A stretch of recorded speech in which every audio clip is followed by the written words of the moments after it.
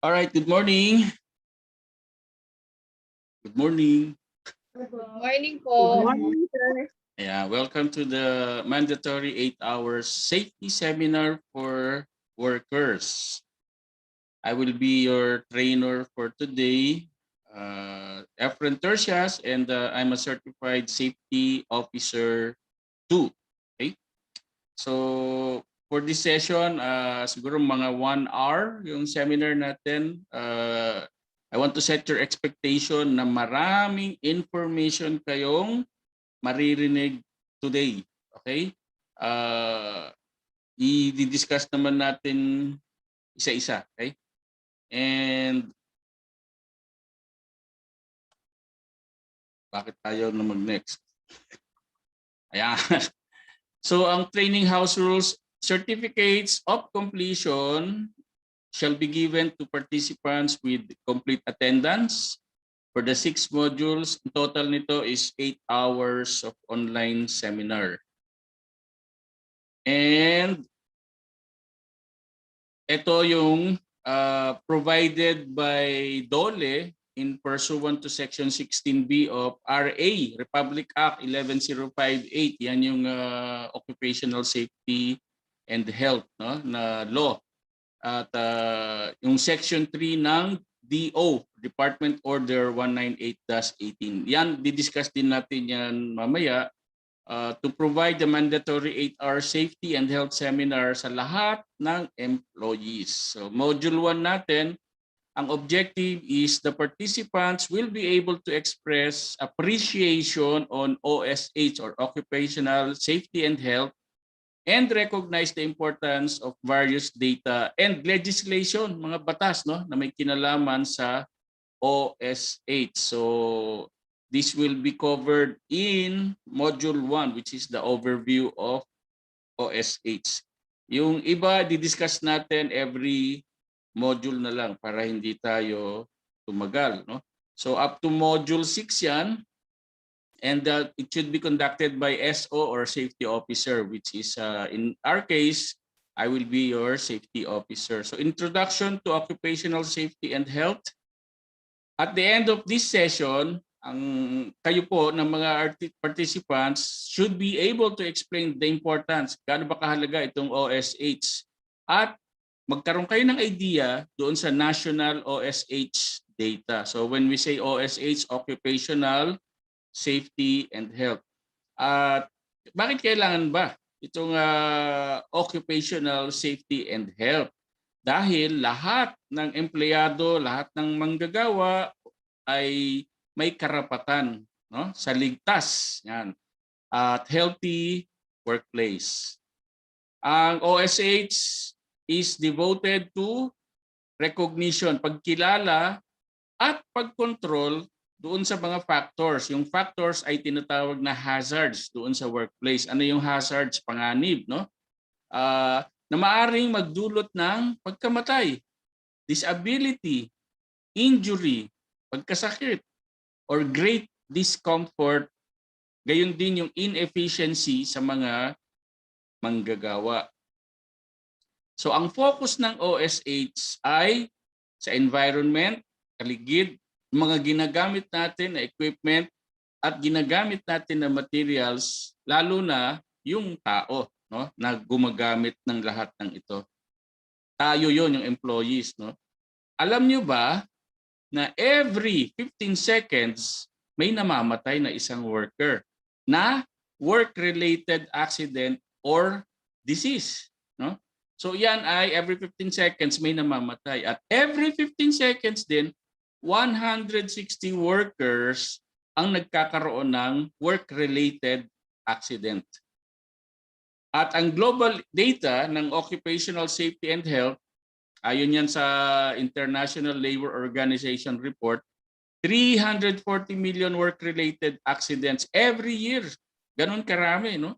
And 160 million victims of work-related illnesses every year din, no? At ito'y nagdudulot ng mahigit 4 na araw na pagliban or pag-absent. 2 million people die each year. Ganun karami, no? 2 million people namamatay. sa work-related diseases or accident. At 321,000 people die each year from occupational accidents. Siguro yung 2 million people die na yan, tumaas ngayon dahil sa COVID, no? Occupational accidents occur mostly sa agriculture, sa mining, sa construction, sa commercial, fishing. Yan daw yung malaking source ng occupational accidents. At 4% or mahigit 1.25 trillion US dollars of world's gross domestic product ay nawawala dahil sa occupational diseases and accidents. Lumang data pa yan na 2003, so baka mas malaki pa yan ngayon. And in 2017 to 2018, sa isinagawang integrated survey on labor and employment, yan. If you compare total establishments from 2015 to 2017, tumaas ang total cases from 50,000 naging 46,000. Medyo bumaba naman, no? And cases ng without work delays or work days lost, 33,000, tapos bumaba ng 25,000. Ang pinapakita lang dyan, posibleng bumaba dahil sa pagiging aware na sa occupational safety and health. Pero meron ding incidents na tumaas, no? Like cases with work days lost, tumaas yan. And etc. Okay? Dito naman, local scenario sa atin, top 3 industries na may cases of occupational industries. Kasi sa atin sa Pilipinas, marami tayong manufacturing, meron tayong mga tinatawag na export processing zone area, di ba? 49.7 ng mga kaso ng occupational injuries ay nangyayari sa manufacturing industry. Sa atin, wholesale retail trade, no?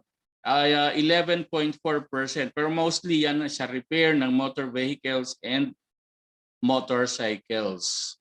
Malinaw pa ba ako? Hello? Yes po, Sir Okay. Opo. Kasi lumabas yung unstable internet connection. And 7.2% administrative and support service activities. So mas mababa ang occurrence diyan sa industry na yan. Okay? Ang occupational injuries data, no? Naka-highlight naman diyan superficial injury and open wound, no? From 2003 to 2017, ganyan karami, no? 11,000, 10,000, 9,000, 11,000, 12,000, 10,000. Ganyan karami ang nangyayaring aksidente, no? Dito sa atin. Work-related musculoskeletal disorder, ano yan? May kinalaman yan sa mga pagbubuhat-buhat, no? 20,000 noong 2003, 13,000, 28, 45,000, 88,000, 78,000. Grabe ang dami, no? At noong 2017, 53,000, almost 54,000. So hindi pa rin naiiwasan itong ganitong klase ng mga injury, no? Musculoskeletal disorder. And percentage of establishments employing 20 or more workers ay kailangan mag-implement ng occupational safety and health policies, programs, no? Ito yung mga policies and programs, hearing conservation, ergonomics, stress management, chemical safety program. So meron ang DOLE na ipinapa-implement na at least ay 5, actually hindi lang pala 5, no, more than 5 policies and programs sa bawat company, no, with more than 20 or more pa, no? With 20 or more employees. So pasok tayo diyan, no? So may indoor air quality program, employee assistance related to substance abuse. Substance abuse, may kinalaman yan sa drugs, no? Tuberculosis, HIV and AIDS, anti-sexual harassment, so sexual harassment, accident prevention program, etc. Alright? So magkakaroon tayo lahat yan ng mga policies and programs na i-implement din natin dito sa atin, sa ating opisina. Remember, lahat ng employee may karapatan sa ligtas at healthy workplace. And ang occupational safety and health is para saan ba siya? Prevention of workplace injuries and diseases. So yan ang layunin ng OSH para maingatan, maiwasan ang pagkakaroon ng injury at disease sa ating workplace, sa opisina. Okay? May question kayo doon? Okay. Clear naman po, okay naman po, sir. All right. So yun yung introduction, ano yung dahilan bakit nag-i-implement ng OSH or Occupational Safety and Health. Ngayon, pupunta tayo dun sa legislations, mga batas na ginawa ng ating gobyerno, ng pamahalaan para magkaroon ng safe and healthy workplaces. Ito medyo marami, kaya pagtiyagaan nyo ha.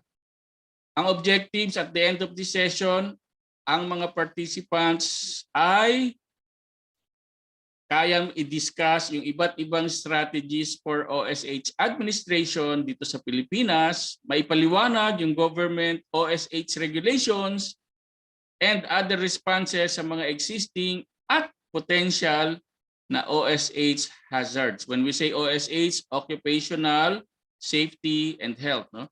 At ma-identify ang iba't ibang OSH requirements and areas for compliance to the OSH standards. So kung may mapapansin kayo dito sa pag-aaralan natin na hindi pa natin ginagawa sa opisina, ay pwede niyong sabihin sa amin para ma-implement at magawa natin. Okay?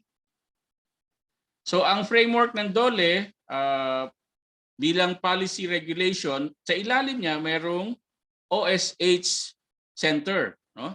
Merong Bureau of Working Conditions or BWC, merong Employees Compensation, no? ECC, merong DOLE Regional Offices from NCR, Region 1 hanggang Region 12, no?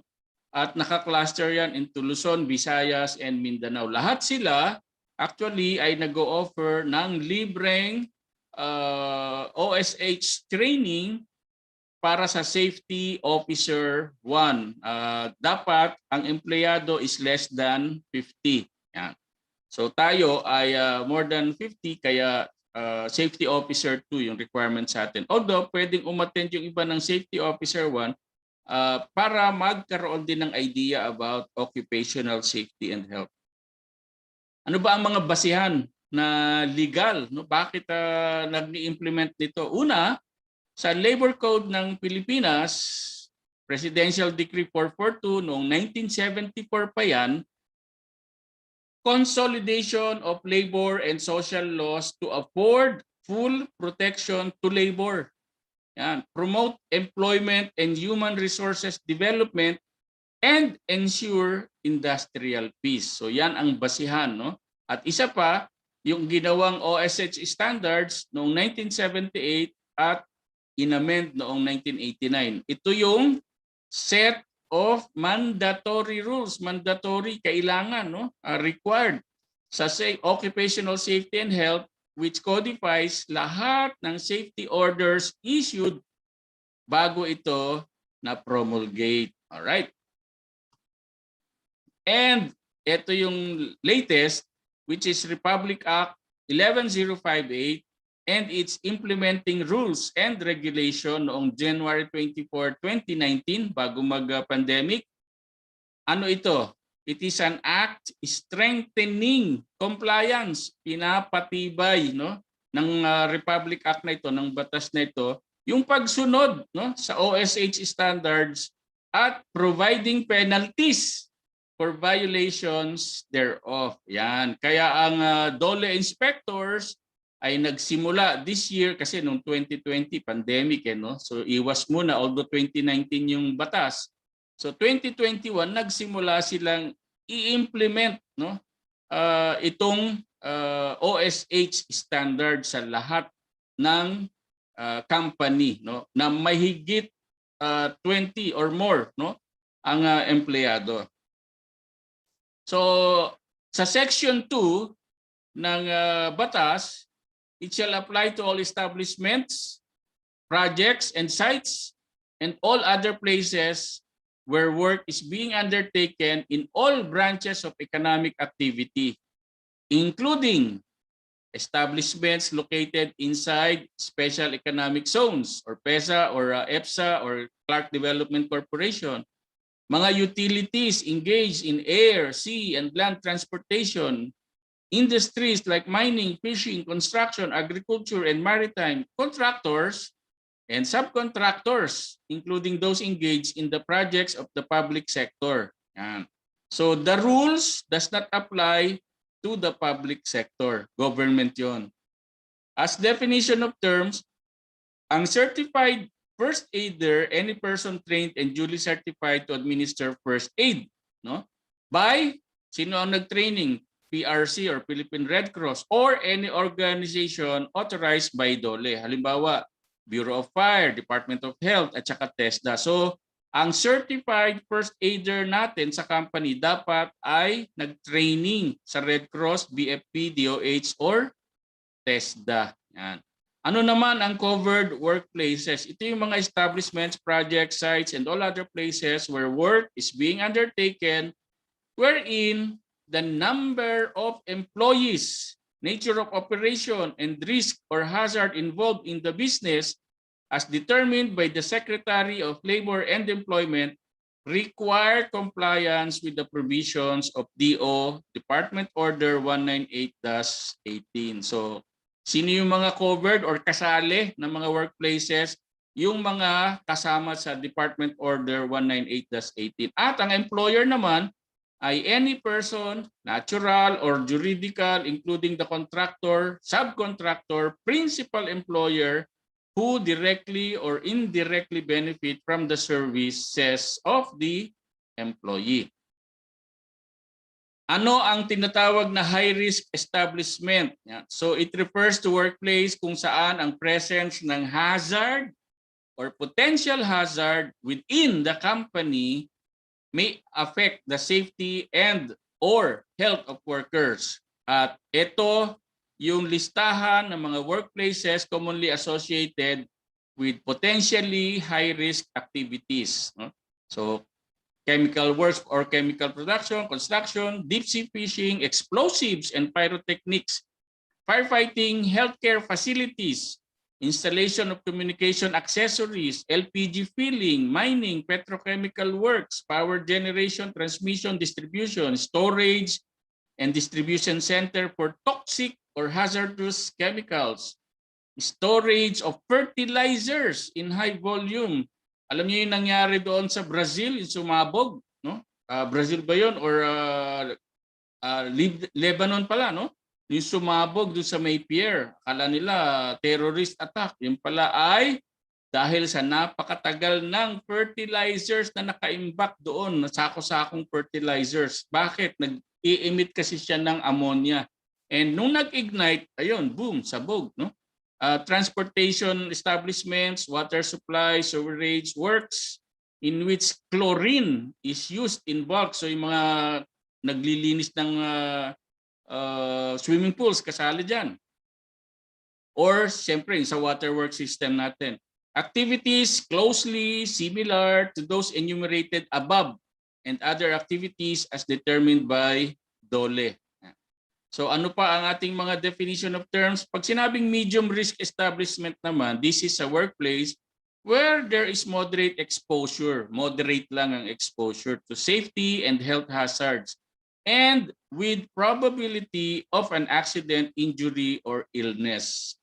Low risk establishment, dito tayo kasali. A workplace where there is low level of danger or exposure to safety and health hazards and not likely or with low probability to result in accident, harm, or illness. Pero kahit low risk establishment tayo, kailangan pa rin nating mag-implement ng occupational safety and health programs and procedures. Yan. Pag sinabing imminent danger, ito yung situation caused by a condition or practice in any place of employment that could reasonably be expected to lead to death or serious physical harm. So yeah, imminent danger yan, no? That could reasonably be expected to lead to death. Pwedeng mamatay o kaya ay serious ang physical harm. Ang tinatawag naman na MSE, Micro and Small Enterprises, yung iba MSME, no? Micro, Small, Medium Enterprises. Ito yung establishments employing less than 10 employees and the establishments employing less than 100 employees respectively regardless of capitalization. Na. Ang Safety Officer 1, ito yung employee na nakakomplete ng mandatory 8-hour OSH orientation course as prescribed in the OSH Standards, which is ito yung seminar natin ngayon, plus 2 hours of trainer's training. Yan yung Safety Officer 1. Ang Safety Officer 2 naman, an employee who has completed the mandatory 40-hour OSH training course applicable to the industry as prescribed in the OSH Standards. Ito ako, no? Basic. Merong isa is Construction, Occupational Safety and Health. Ibang seminar pa rin yun. Safety Officer 3, meron ng 40-hour OSH training, meron pang additional 48 hours ulit, no, of advanced specialized OSH training and at least 2 years experience sa OSH. Yan. So ito ng mga to, nire-require ito ng mga malalaking company na talaga. And meron pang Safety Officer 4, bukod sa 40 hours OSH training, meron din itong 80 hours of advanced specialized OSH training course. Plus an aggregate of 320 hours of OSH related training or experience. So tayo, Safety Officer 1 lang at saka Safety Officer 2 ang kailangan sa ating company. Ang Section 4 ng batas ay may kinalaman sa duties of employers. Bilang employers, lahat ng employer, contractor, or subcontractor, if any, and any person who manages, controls, or supervises the work being undertaken. So kasali dito ang ating BP, manager, supervisors, no? Management team, kasali dito. Shall equip a place of employment for workers free from hazardous conditions that are causing or are likely to cause death, illness, or physical harm. So ngayon, na maintindihan nyo na ito, dapat titignan nyo ngayon ang ating opisina. No? Okay, bilang mga part kayo ng management team, titignan nyo na ngayon ang ating opisina kung meron bang mga hazardous conditions na maaring magdulot ng death, illness, or physical harm. We shall also provide complete job safety instructions and proper orientation to all the workers, including but not limited to those relating to familiarization with their work environment. Sa atin naman, basic lang na office, no? Unlike sa construction area na talagang dapat alam nila paano gamitin yung mga construction equipment and tools, no? So sa atin hindi masyadong maraming gagawin or i-explain or ituturo. And as employers, to ensure that so far as it is reasonably practicable, the chemical, physical, and biological substances and agents and ergonomic and psychosocial stresses under their control are without risk to health. So dapat ang mga ginagamit nating mga chemical sa panlinis, mga physical and biological substance and agents, no? Pati yung ergonomic and psychosocial stress. Ano yung ergonomic? Kapag nagbubuhat kayo ng mga deliver sa atin, no? Or i-deliver natin mga mabibigat na items. Kapag nakaupo kayo, ano yung position ninyo? Ergonomic ba yan? No? Kasi pwedeng mag-cause ng stress sa ating body, no? That could be a risk to our health. Use only approved specific industry set of standards of devices and equipment for the workplace. Okay? And comply with occupational safety and health standards, including training, medical examination where necessary, provisions on protective and safety devices such as PPE and machine guards. Wala naman na tayong mga machine guards, pero ang PPE natin sa office are yung ating mask, and face shields. No? Siguro doon sa mga maglilinis, kailangan nyo ng gloves if you use the chemicals paglinis ng ating office.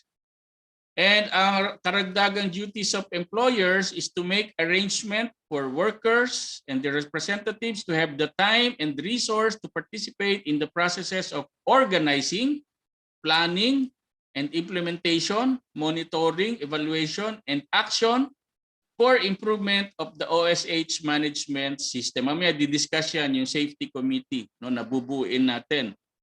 Provide where necessary for measures identifying trainings and drills, evacuation plans, etc. to deal with emergencies, fires, and accidents, including first aid arrangements. Kaya kailangan natin ng first aider. And with regards to fires and other emergencies, nagko-coordinate tayo sa building administration para sa mga trainings and drills, no? Pati evacuation plans, makikita nyo naman yan doon sa may elevator area, sa ating emergency exit. Okay? And also to comply with all reportorial requirements of the OSH Standards. So ito regularly, may monthly report tayong sinasubmit at meron din tayong annual report na isasubmit with regards to accidents, no? And risks na nangyari sa loob ng office. And also to register establishment to DOLE as provided under the OSH Standards, which we have already done. No? Naka-register na tayo. We only do it once naman. And duties naman ng workers. Duties of workers or employees. Every worker, in order to ensure compliance with the OSH Standards, shall una, participate kayo dapat sa capacity building activities on safety and health and other OSH-related topics and programs. Participate meaning, tignan nyo rin ang environment natin, ang working environment ninyo, no? Yung kapaligiran. Meron bang mga hazards? Mamaya i-identify, or sa susunod ng mga seminars, i-identify natin ano ba yung mga hazards na yun, no? Also, proper use of all safeguards and safety devices furnished for workers' protection and that of others. So make sure lagi nating sinusuot yung ating PPE. In our case, masks and face shield. Workers should comply with instructions to prevent accidents or imminent danger situations in the workplace. Workers should observe prescribed steps to be taken in cases of emergency. And report to their immediate supervisor any work hazard that may be discovered in the workplace. Baka may nakita kayong pakalat-kalat na chemicals or possible na mag-cause ng accident, yan, i-report ninyo sa inyong immediate supervisor. Example of safety. Yan, itong picture na to may nakalagay na sign, no? Danger, hard hat area. So dapat pag pumasok dyan, merong suot na hard hat or yung matigas na sombrero. Kaya lang, ito ba ay safe itong picture na sumunod, no? Dahil sa haba ng buhok niya, hindi kasya yung hard hat, no? So that's an example of unsafe wearing of personal protective equipment. So hindi mapoprotektahan yung ulo niya, yung buhok lang ang mapoprotektahan. Ang Section 5 ng batas, the workers' right to know. No? Ito yung karapatan ninyong malaman bilang mga employees or workers. The right to safety and health at work shall be guaranteed. All workers shall be appropriately informed by the employer about all types of hazards in the workplace and be provided access to training, education, and orientation on chemical safety, electrical safety, ergonomics, and other hazards and risks. So lahat yan ay pag-aaralan natin in our future modules or succeeding modules.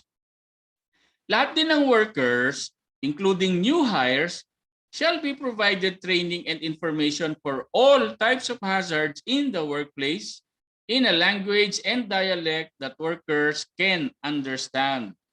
Training and information materials used shall be made readily available and accessible to workers. Kaya magpiprint tayo ng mga safety sign. No? So isa sa pinapagawa ko sa inyo yon para mailagay sa mga specific areas kung saan applicable yung safety sign na iyon. A reorientation on safety and health for workers in high-risk establishments, so hindi man tayo kasali dyan, must be conducted regularly, not less than once a quarter, and to be conducted immediately following any changes in the operations and production process. Ang worker ay may karapatan din na i-refuse na magtrabaho without threat or reprisal from the employer if, as determined by DOLE, an imminent danger situation exists doon sa office. No? So kung meron kayong makitang ganyan, i-report nyo rin agad sa inyong immediate supervisor para ma-correct natin. As preventive measure, the safety officer may, following his or her own determination and without fear of reprisal, implement a work stoppage. Pwedeng patigilin ang pagtatrabaho, no? Or isuspend ang operation in cases na mayroon ding imminent danger. Ano ba yung imminent danger? This is the situation na pwedeng mag-cause ng death, no? Or serious injury. Ang employer, safety officer, or worker shall immediately notify the DOLE that an imminent danger situation exists in the workplace. Halimbawa, parang nagkaroon ng gas leak, no? Kung merong ganyan no, sa area, i-report agad yan kasi possible na mag-cause ng pagsabog and imminent danger yon. So yung mga ganong situation dapat i-report. The employer or safety officer cannot require the workers to return to work where there is a continuing imminent danger. A worker may also refuse to work until the lifting of the WSO after implementing the appropriate control measure. So, tandaan niyo yung pwede niyo lang i-refuse, no, tanggihan is because mayroong imminent danger. Workers affected by the existence of an imminent danger situation may be temporarily assigned to other areas within the workplace, provided there is no impending issue with safety and health. Yan. So kung doon man sa lugar may imminent danger, pwede kayong temporarily ilipat ng ibang workplace. Workers and their representatives shall have the right to report accidents, dangerous occurrences, and hazards to the employer, to DOLE, and to other concerned competent government agencies. They shall be free from any form of retaliation for reporting of any incident. So pwede niyong i-report kung sakaling may nakikita kayo na accidents, dangerous occurrences, at saka hazards. Reporting of accidents to DOLE may be made through any means of communication, including DOLE hotline, whichever is most convenient to the worker. Meron din silang Facebook page. The same may be reported to the nearest DOLE regional, field, provincial, or satellite office having jurisdiction over the place of the incident. Pwede nyo naman itong i-search lang, no, yung DOLE sa Google to find the nearest regional, field, provincial, or satellite office dito sa atin sa Makati. Section 8 is the worker's right to PPE or personal protective equipment. Lahat ng employer, contractor, or subcontractor, if any, shall provide his or her workers free of charge. Walang bayad. Hindi kayo dapat nasingilin diyan sa inyong mga gagamitin na PPE for any part of the body that may be exposed to hazards and lifeline, safety belts or harness, gas or dust respirators or masks, and protective shields whenever necessary. Ang cost of PPE shall be part of the OSH program, which is a separate pay item pursuant to Section 21 of this rule. So may nire-report naman kaming ganyan sa DOLE. All personal protective equipment shall be the appropriate type as tested and approved by the DOLE based on its standards and or other means of verification. The usage of PPE in all establishments, projects, sites, and all other places where work is being undertaken shall be based on the evaluation and recommendation of the safety officer. All PPE must be of appropriate size, weight, and type to specific workers exposed to hazards from which PPE are meant to ensure effective protection. No?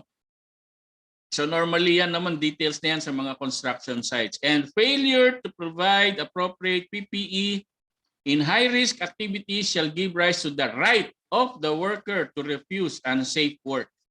So again sa atin ay basically ang ating PPE, face mask and face shield. Hindi naman natin kailangan ng hard hat, hindi naman natin kailangan ng safety shoes, no? Hindi naman natin kailangan ng gloves. Yan. Para sa ating environment. Section 9, ito dapat, nabanggit ko kanina, yung ating mga safety signs and devices mailagay na in place dito sa ating opisina. All establishments, project sites, and all other places where work is being undertaken shall have safety signage and devices to warn the workers and the public of the hazards in the workplace. Ang safety signage and devices shall be posted. Balik.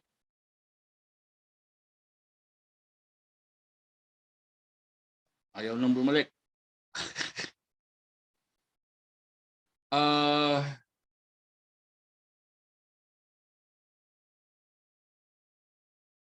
Bakit?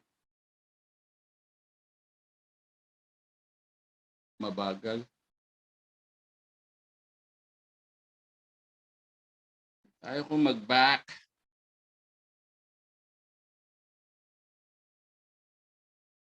Puro go. Ayan na, naubos na. Teka lang ha.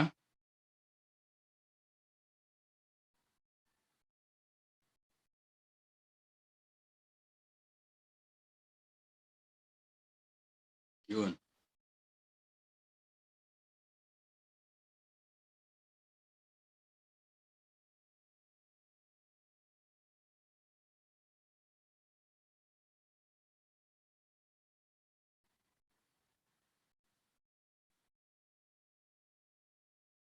Okay, Section 10.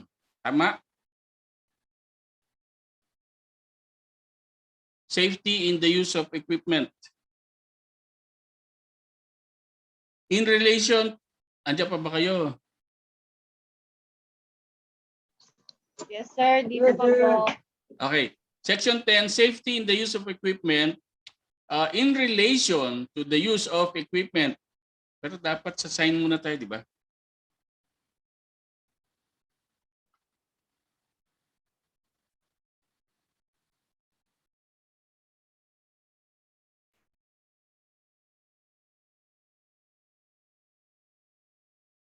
Right to PPE, yan. Ayan. Okay, Ayan ulit. po. Section 9. Edit ko na lang yung video. All right, Section 9, safety signage and devices. All establishments, projects, sites, and all other places where work is being undertaken shall have safety signage and devices to warn the workers and the public of the hazards in the workplace. So sa ating mga safety officers dyan, yung ating signs, kailangan mailagay nyo na doon sa main entrance and doon sa rooms ng ibang involved. No?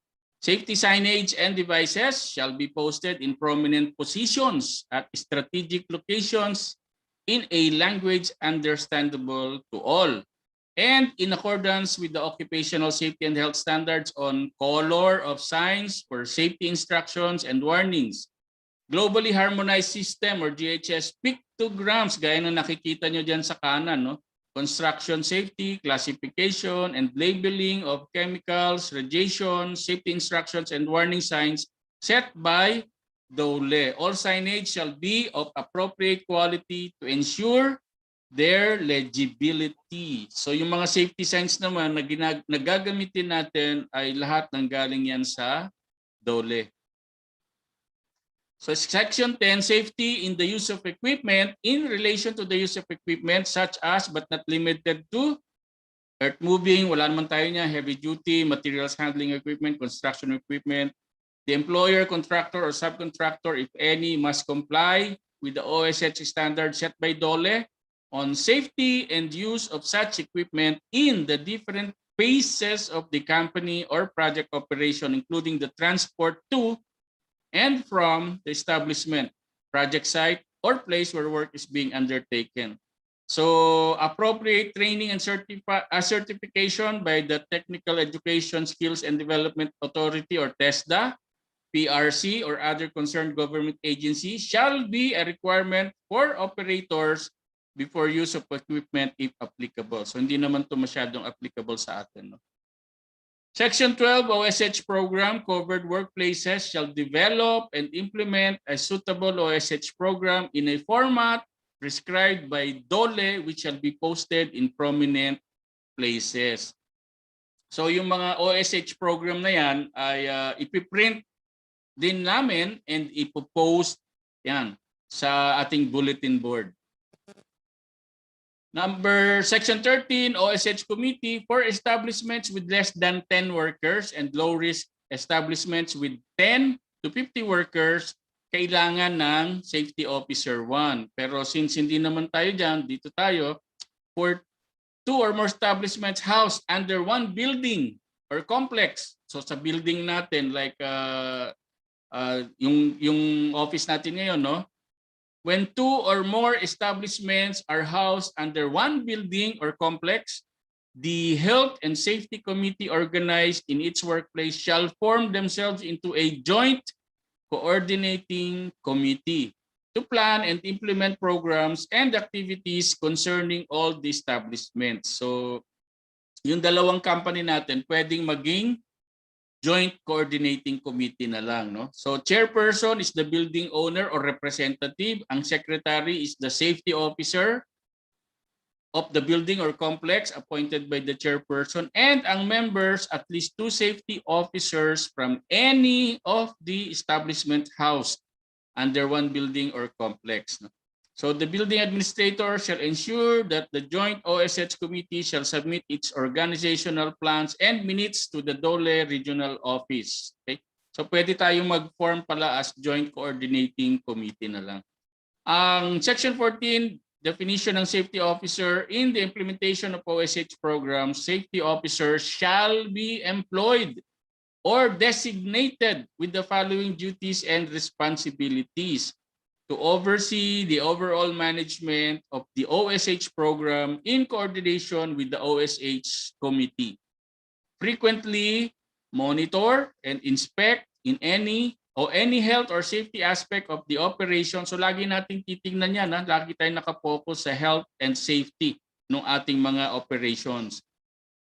To assist the government inspectors in the conduct of safety and health inspection at any time whenever work is being performed. So posible kasi na ang DOLE inspectors ay pumunta sa opisina natin any time of the day, no? Of course working hour 'yon, no? To inspect. And they can issue work stoppage order or WSO when necessary based on the requirements and procedures provided by the OSH standards. So kailangan tayo laging mag-comply para hindi tayo ma-issuehan ng WSO. Ano-ano ba itong safety officer sa Section 14? Safety officers of all workplace must possess the necessary training and experience requirement according to its category as contained herein. So makikita nyo sa table Safety Officer 1, kailangan maten ng mandatory 8 hours at saka 2 hours TOT or train of trainers. SO2, mandatory 40-hour basic OSH training which is na-attendan ko na yan. The rest, di naman natin kailangan.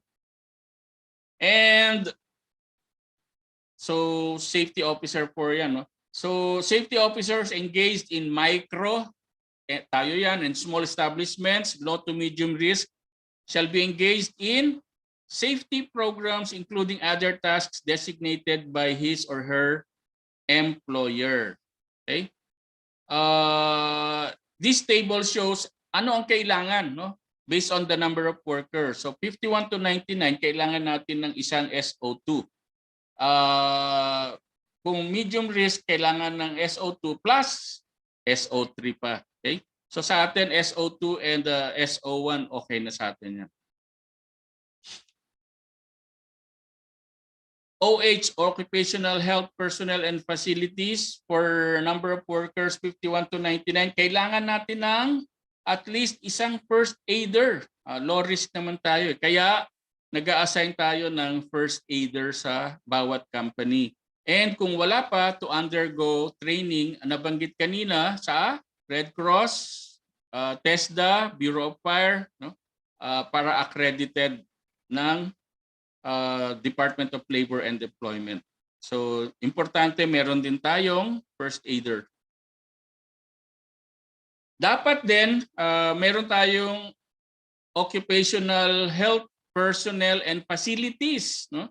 So, if 51 to 99, dapat meron tayong first aid treatment room. Kaya nagde-designate tayo ng room sa bawat opisina natin. No? I-allocate siya as pwedeng gamitin bilang first aid treatment room. Okay? Hindi pa naman kailangan ng clinic, hindi naman kailangan ng hospitals. Okay? As for clinic, dahil meron naman tayong health card, we have accredited clinics na malapit sa area natin. Pwedeng doon tayo pumunta. No? Ang requirement is within 5 kilometers. So pasok na pasok naman yung mga clinics na malapit sa atin. OH personnel and facilities, again, the employer may not establish a hospital or dental clinic in the workplace where there is a hospital or dental clinic which is located not more than 5 kilometers away from the workplace. Ito yung binanggit ko kanina. And it should be accessible in not more than 25 minutes of travel time. No? And the employer has facilities readily available for transporting workers to the hospital or dental clinic in cases of emergency. So meron naman tayong mga delivery vans na pwede nating tawagan in case of emergency. For this purpose, the employer shall enter into a written contract with the hospital for the use of such hospital for the treatment of workers in cases of emergency. So magre-request lang tayo ng memorandum of agreement, no, with these clinics or hospitals na malapit sa atin. All safety and health personnel shall undergo the mandatory orientation or training on OSH as prescribed by DOLE. Inulit lang yan, no? SO1, mandatory 8 hours, SO2, 40 hours. And safety and health train, all workers shall undergo the mandatory workers OSH seminar as prescribed by DOLE, which shall be jointly participated by workers and employers.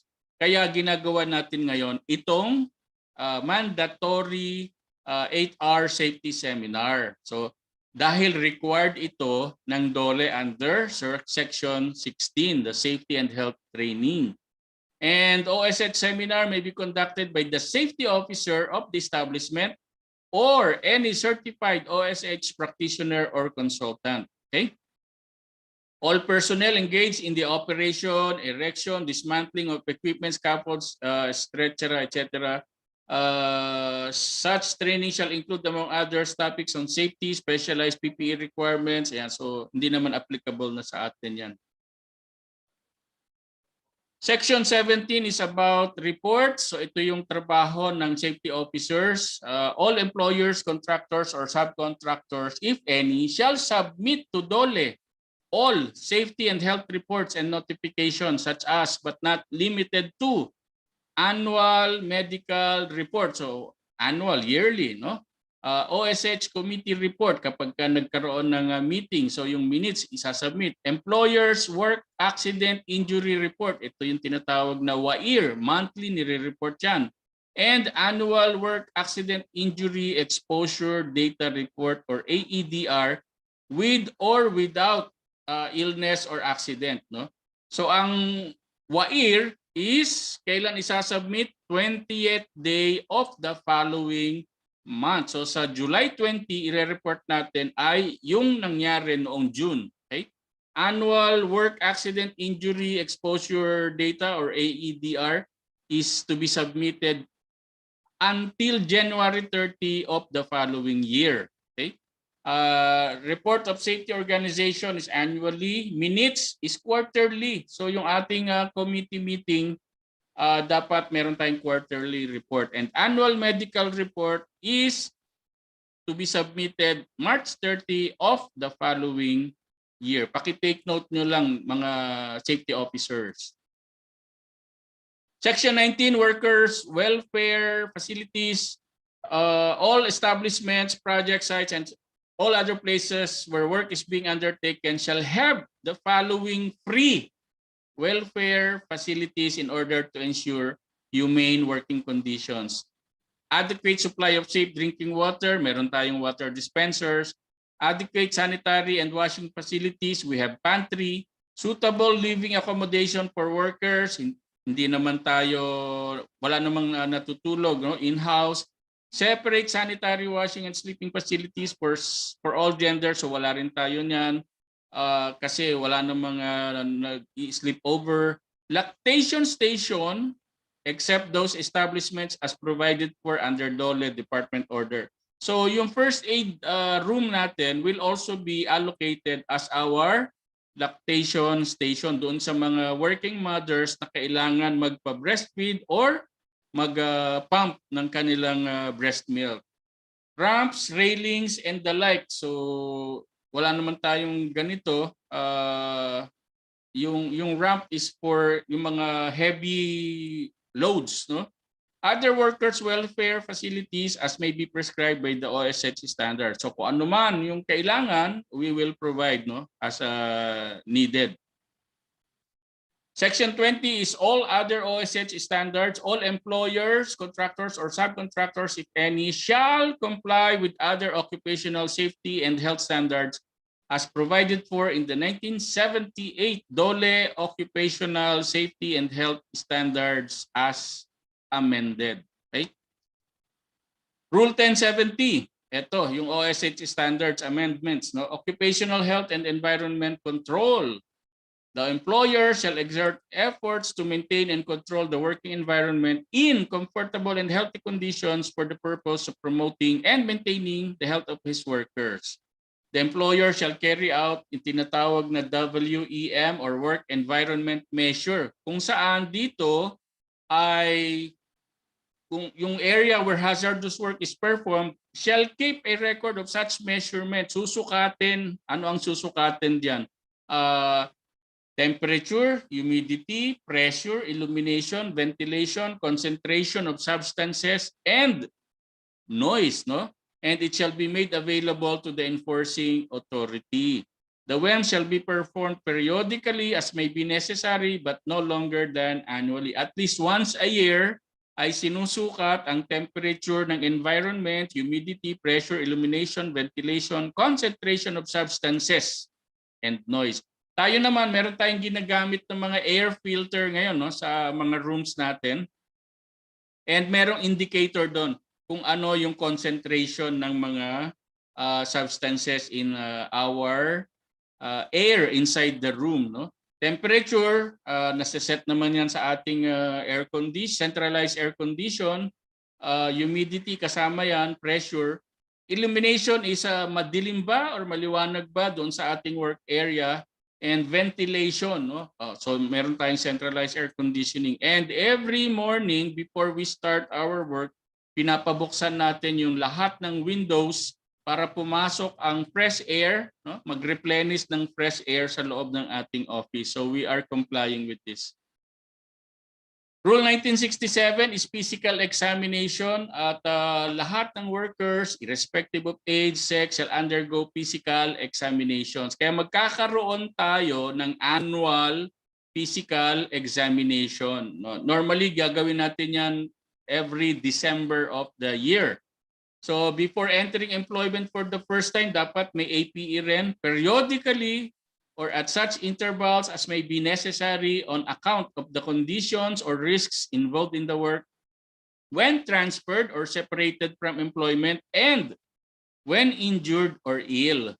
All examinations shall be complete and thorough, be rendered free of charge to the workers. So wala kayong babayaran as employees or workers, no? And it shall include X-ray, or special laboratory examinations when necessary due to peculiar nature of the employment. Section 23, malapit na tayong matapos, Visitorial Powers of the Secretary of Labor and Employment. The conduct of annual spot audit must be attended by a safety officer and representative of the management and workers of the establishment. Kung walang safety officer, duly authorized representative may attend. Secretary of Labor and Employment or his duly authorized representatives can enter workplaces at any time. Yun.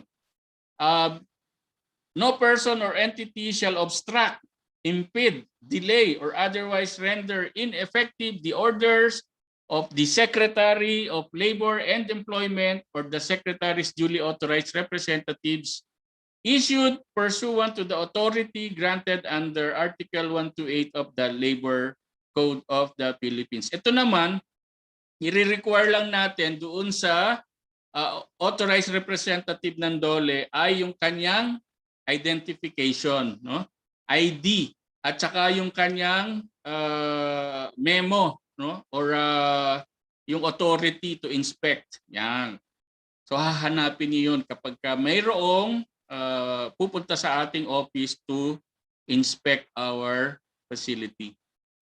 So ang ECC or Employees Compensation Claim, dito, a worker may file claims for compensation benefit arising out of work-related disability or death. Such claims shall be processed independently of the finding of fault, gross negligence, or bad faith of the employer in a proceeding instituted for the purpose. The employer shall provide the necessary assistance to employees applying for claims. So dito sa ECC, ang employee ang magpa-file ng claim, no? Ang office dito sa atin sa Makati ay diyan sa Buendia, no? So kung meron kayong sakaling nagkaroon kayo ng work-related disability or death, no? Pwede kayong mag-file ng compensation. Hindi kayo babayaran dahil kayo ay yung bills ninyo sa ospital or bills ninyo sa pagpapalibing, no? Ang babayaran dito, compensation, parang allowance, no? Dahil hindi kayo nakapagtrabaho. So that's very minimal. Depende sa number of days na hindi kayo nakapagtrabaho. And kinonsider na ng DOLE ang COVID as a form of compensable claim. So kung kayo ay nagka-COVID, ilang araw kayong hindi nakapag-work, submit nyo lang yung mga requirements na result ng COVID. Yan. Ilang days kayo hindi nag-work from your employer para makakuha kayo, makapag-claim kayo ng employees compensation. Section 28, the incentives to employers and workers shall be established package of incentives under such rules and regulations as may be promulgated by DOLE to qualified employers and workers to recognize their efforts towards ensuring compliance with OSH and general labor standards such as OSH training packages, additional protective equipment, technical guidance, recognition awards, and other similar incentives. Alright, tapos na tayo.